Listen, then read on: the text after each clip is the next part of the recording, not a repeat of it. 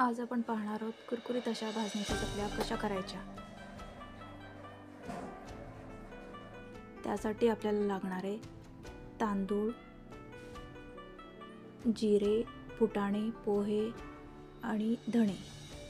तांदूळ आपल्याला स्वच्छ धुवून घ्यायचे आहेत, त्यानंतर वाळवून घ्यायचे आहेत। तांदूळ वाळल्यानंतर तांदूळ आपल्याला भाजून घ्यायचे आहेत आणि हे सर्व जिन्नस थोडं थोडं भाजून घ्यायचं आहे। त्यानंतर आपल्याला गिरणीमधून दळून आणायचं आहे।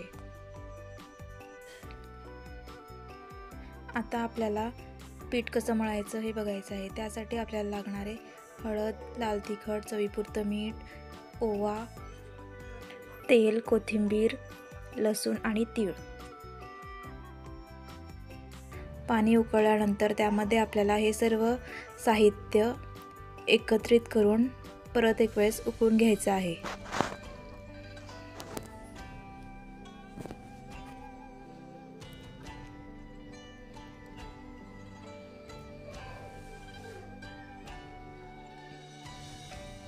आता पाणी उकळल्यानंतर आपल्याला हे पाणी पिठामध्ये थोडं थोडं करून पीठ मळून घ्यायचं आहे।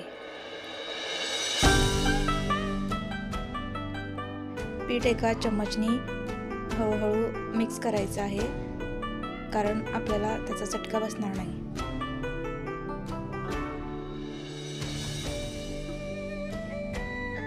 पीठ घट्ट असं मळून घ्यायचं आहे। असं मळून झालेलं आहे।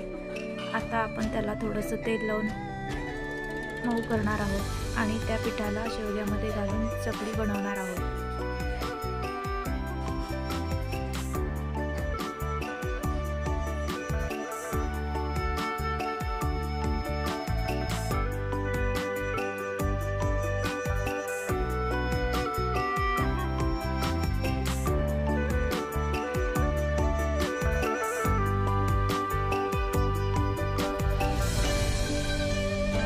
आपल्या चकल्या बनवून झालेल्या आहेत। आता मी तेल गरम व्हायला ठेवलं आहे।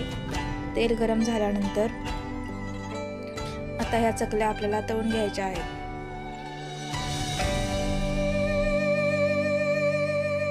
आपल्या चकल्या तळून झालेल्या आहेत।